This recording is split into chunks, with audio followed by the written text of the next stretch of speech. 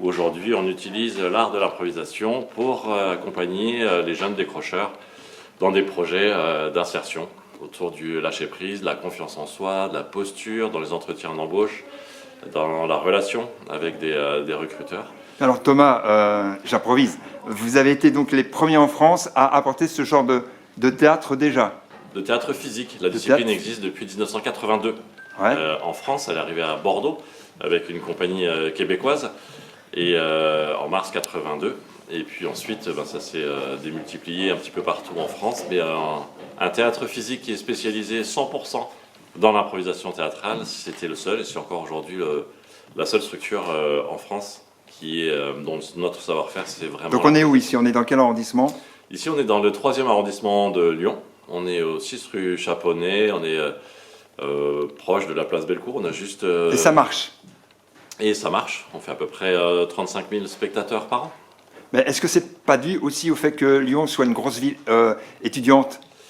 Alors, pas forcément. En fait, Lyon, c'est une ville d'abord qui a énormément de cafés-théâtres. C'est une ville sur laquelle les soirées théâtre, dîner sont assez courantes. Et non, notre public, il est de 18 à 77 ans, comme certains jeux, avec une moyenne âge plutôt 35-40 ans. Donc on n'a pas que des étudiants, on a vraiment tout type de public, tout type de catégories socio-professionnelles. Et voilà. Ça n'arrête pas de tourner? Et ça n'arrête pas de tourner.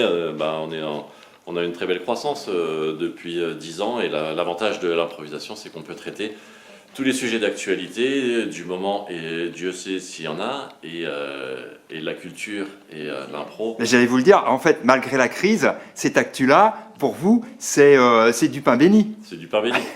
C'est clairement du pain béni. Quand il y a des vraies problématiques sociales, sociétales en France. Et là ça va être chaud peut-être avec les élections et tout ça, et ce qui se passe aussi avec Trump, avec Poutine.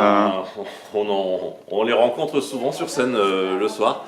Ces thématiques sont régulièrement abordées parce que le théâtre et la culture ont quand même cet objectif d'éveiller les consciences sociales, l'inconscient collectif et de participer à des prises de conscience. Donc il y a des prises de position qui sont prises sur scène en direct, en live par les artistes pour rendre visible l'invisible de l'évolution des problématiques et de l'actualité sociale. Mais dites-moi, vous êtes totalement tendance en fait? Oui, Totale tendance?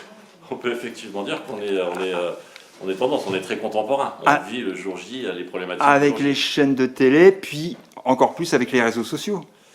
Oui, alors bien on est partout, même on a des caméras partout, on a même parfois on diffuse les spectacles en streaming live pour permettre à tous les téléspectateurs du monde entier de vivre des scènes d'improvisation, des spectacles d'impro. Donc à la limite, vous vous en foutez, vous en fichez que ici des gens vous copient avec le smartphone par rapport au droit d'auteur? C'est même, si vous venez le dimanche après-midi, il y a un spectacle qui s'appelle Impro Club.